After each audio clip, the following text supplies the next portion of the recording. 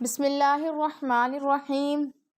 جب انسان مرتا ہے تو اسے کیسے پتہ چلتا ہے کہ وہ مر چکا ہے؟ انسان کو مرنے کے بعد کیا محسوس ہوتا ہے؟ یہ جاننے کے لیے ویڈیو کو آخر تک ضرور دیکھیے گا۔ ناظرین، انسان ہمیشہ خواب دیکھنے کا عادی ہوتا ہے۔ بعض دفعہ ہم لوگ خواب میں دیکھتے ہیں کہ ہم فوت ہو چکے ہیں۔ جب صبح اٹھتے ہیں تو دیکھتے ہیں میں تو ابھی زندہ ہوں، تو اس وقت اللہ کا شکر ادا کرتے ہیں کہ مرے نہیں ہیں ہم۔ جب انسان مرتا ہے تو اس کو کیا محسوس ہوتا ہے، اس کو کیسے پتہ چلتا ہے کہ وہ مر چکا ہے؟ ناظرین، جب کوئی مر جاتا ہے اس کی روح فرشتے قبض کر لیتے ہیں، پکڑ لیتے ہیں۔ جب اس مردے کو نہلایا جاتا ہے، کفنایا جاتا ہے، اس کو کفن پہنایا جاتا ہے، قبر میں اتارا جاتا ہے، وہ روح سب کچھ دیکھ رہی ہوتی ہے اور وہ یہ بندہ محسوس کر رہا ہوتا ہے شاید یہ خواب ہو، یعنی کہ وہ ان سب معاملات کو دیکھ رہا ہوتا ہے۔ وہ دیکھ رہا ہوتا ہے اس کی والدہ رو رہی ہے، وہ دیکھ رہا ہوتا ہے اس کا بھائی رو رہا ہے، جتنے لوگ رو رہے ہوتے ہیں سب اس کی آنکھوں کے سامنے ہوتے ہیں، اس کو سب معلوم ہوتا ہے۔ لیکن جب اس کو نہلا دھلا کر کفن پہنا کر اس کو قبر میں لٹا دیا جاتا ہے تو اس وقت وہ یہی سمجھتا ہے کہ خواب ہے۔ جیسے آنکھ کھولتا ہے تو کیا دیکھتا ہے؟ اپنی قمیض کو دیکھتا ہے، قمیض اس کے بدن پر نہیں ہوتی، اپنی شلوار کو دیکھتا ہے، وہ نہیں ہوتا، وہ بس یہ دیکھتا ہے کہ وہ کفن کے اندر لپٹا ہوتا ہے۔ اس وقت اس کو احساس ہوتا ہے کہ میں حقیقتاً مر چکا ہوں۔ اللہ اس وقت اس کی روح کو اس کے اندر پھونک دیتے ہیں، اس کو واپس بھیج دیتے ہیں۔ یاد رکھیں، قبر کے اندر روح کا تعلق کچھ نہ کچھ درجے میں ضرور ہوتا ہے۔ وہ قبر کے عذاب کو محسوس کرتا ہے، تو وہ اس وقت جب دیکھتا ہے کہ میں تو مر چکا ہوں، کفن ہے، یہ کیچڑ ہے، یہ مٹی میں لپٹا ہوا ہوں، آنکھیں کھلی ہوئی ہیں، اس وقت وہ زور زور سے چیختا ہے، وہ نام لے رہا ہوتا ہے، اپنے بہن بھائیوں کو پکار رہا ہوتا ہے، اس کی چیخو پکار ہوتی ہے، لیکن اس آواز کو انسان نہیں سن رہا ہوتا۔ اس وقت وہ پریشان ہوتا ہے، اس وقت وہ سوچتا ہے کہ اللہ کے سوا کوئی نہیں میری آواز سننے والا۔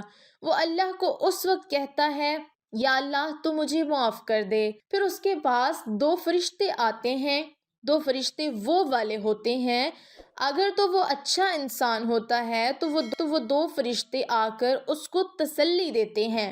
حدیث مبارکہ میں آتا ہے، قبر کو مٹی کا ڈھیر مت سمجھو، یہ مٹی کا ڈھیر نہیں ہے، جنت کے باغوں میں سے باغ ہے، یہ جہنم کے گڑھوں میں سے گڑھا ہے، اس کو مٹی مت سمجھو۔ صحابہ کرام رضوان اللہ علیہم اجمعین قبر پر جایا کرتے تھے، رونا شروع ہو جایا کرتے تھے۔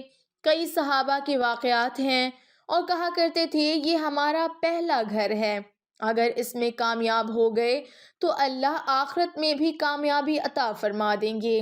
تو اس وقت انسان کے پاس فرشتے آتے ہیں اور اس کو دلاسا دیتے ہیں۔ حدیث مبارکہ میں آتا ہے، قبر کھول دی جاتی ہے، اس کے لیے حد نگاہ وہ اس میں خوش ہوتا ہے، اپنے سوالوں کا جواب ٹھیک طرح دیتا ہے۔ اگر وہ بد لوگوں میں سے ہوتا ہے، برا بندہ ہوتا ہے، گناہگار ہوتا ہے، گناہوں کے اندر زندگی گزاری ہوتی ہے، جھوٹ فریب کیا ہوتا ہے، لوگوں کا مال کھایا ہوتا ہے، زنا کرتا رہتا ہے، چغلیاں کرتا ہے، لوگوں کی ہر دنیا کا برا کام اس نے کیا ہوتا ہے، تو فرشتے پھر اس کو ڈرا رہے ہوتے ہیں۔ پھر قبر میں آتا ہے، قبر اسے جکڑ لیتی ہے، اس کی ہڈیاں کچلی جاتی ہیں، پھر دوبارہ سے ایسے ہی اس کے ساتھ معاملات ہوتے ہیں۔ تو لہٰذا اپنے اعمال ٹھیک کر لیجئے، نماز کے پابند بن جائیے، اللہ کو راضی کر لیجئے۔ اللہ کے نبی نے فرمایا، عقل مند انسان وہ ہے جو مرنے سے پہلے مرنے کی تیاری کر لے۔ ناظرین، ابھی بھی وقت ہے، فوت ہو گئے تو پھر وقت نہیں ہوگا، اس لیے اس زندگی کی قدر کیجئے۔ انسان کی وفات سے لے کر قیامت تک کا زمانہ عالم برزخ ہے اور برزخ زندگی کا انحصار صرف قبر ہی پر نہیں ہے، بلکہ موت کے بعد جسم انسانی کے اجزاء جہاں بھی پائے جائیں، خواہ وہ مٹی کا گڑھا ہو یا سمندر کا پانی ہو یا جانوروں کا پیٹ ہو، یہ سب اس کے لیے قبر کے درجے میں ہیں اور یہی برزخ زندگی کہلاتی ہے۔ موت کے بعد اسی عالم برزخ میں روح انسانی اپنے بدن یا جزو بدن کی طرف متوجہ ہوتی ہے تاکہ وہ منکر نکیر کے سوالات کا جواب دے سکے، اور پھر اس روح کا جسم کے ساتھ کم از کم اس قدر تعلق ضرور باقی رہتا ہے کہ وہ اس کی بنا پر قبر کی راحت و عذاب کو محسوس کر سکے۔ تاہم یہ ایسی چیز ہے جو انسانی آنکھوں سے نظر نہیں آ سکتی اور بندہ اس کی کیفیات جاننے کا مکلف بھی نہیں ہے۔ اس پر بلا کسی تفصیل کے مخبر صادق کے خبر دینے پر ایمان لانا ضروری ہے۔ مرنے کے بعد بھی روح کا تعلق بدن انسان کے ساتھ باقی رہتا ہے۔ اگرچہ روح بدن سے جدا ہو گئی، مگر بدن پر جو گزرے گی روح ضرور اس سے آگاہ و متاثر ہوگی۔ جس طرح حیات دنیا میں ہوتی ہے بلکہ اس سے زائد، دنیا میں ٹھنڈا پانی، سرد ہوا، نرم فرش، لذیذ کھانا، سب باتیں جسم پر وارد ہوتی ہیں، مگر راحت و لذت روح کو پہنچتی ہے، اور ان کے عکس بھی جسم ہی پر وارد ہوتی ہیں، اور کفلت و اذیت روح پاتی ہے، اور روح کے لیے خاص اپنی راحت و الم کے الگ اسباب ہیں جن سے سرور یا غم پیدا ہوتا ہے۔ یہی سب حالت برزخ میں ہیں۔ مرنے کے بعد مسلمان کی روح حسب مختلف مقاموں میں رہتی ہے، بعض کی قبر پر، بعض کی چاہے زمزم، بعض کی آسمان و زمین کے درمیان، بعض کی پہلے، دوسرے، ساتویں آسمان، بعض کی آسمانوں سے بھی بلند، اور بعض کی روحیں زیر عرش قندیلوں میں، اور بعض کی اعلیٰ علیین میں۔ مگر کہیں بھی ہوں، اپنے جسم سے ان کو تعلق بدستور رہتا ہے۔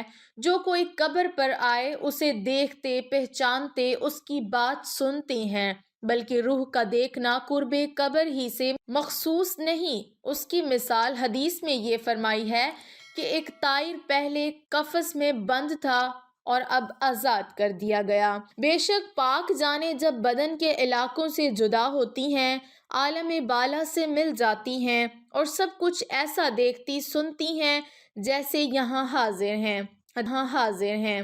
حدیث پاک میں ہے کہ جب مسلمان مرتا ہے اس کی راہ کھول دی جاتی ہے جہاں چاہے جائے۔ اللہ تعالیٰ سے دعا ہے کہ اللہ تعالیٰ ہم سب کی قبر کو جنت کا باغ بنائے، اور جتنے لوگ فوت ہو چکے ہیں اللہ تعالیٰ سب کو جنت الفردوس میں اعلیٰ مقام عطا فرمائے۔ آمین ثم آمین۔ وآخر دعوانا الحمد للہ رب العالمین۔ ناظرین، ویڈیو اچھی لگے تو لائک ضرور کیجیے گا، اور اگر آپ ہمارے چینل پر نئے ہیں اور ابھی تک آپ نے ہمارے چینل کو سبسکرائب نہیں کیا تو سب سے پہلے آپ ہمارے چینل کو سبسکرائب کر لیں، اور ساتھ ہی لگے بیل کے بٹن کو بھی پریس کر لیں تاکہ فیوچر میں اپلوڈ ہونے والی ہر نئی اور معلوماتی ویڈیوز کا نوٹیفیکیشن آپ کو بر وقت ملتا رہے۔ اللہ تعالی ہم سب کا حامی و ناصر ہو، آمین۔